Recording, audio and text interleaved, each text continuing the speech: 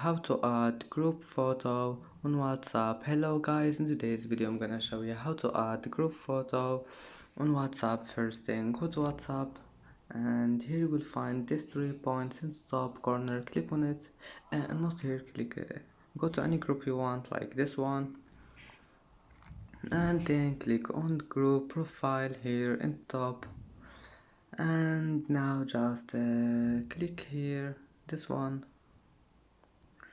and after you click on it, here you will see you can select anything you want.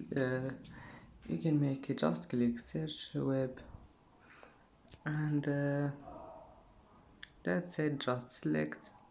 And that's it for today's video. If you like this video, don't forget like and subscribe, and thank you for watching this video until the end, and see you in the next video.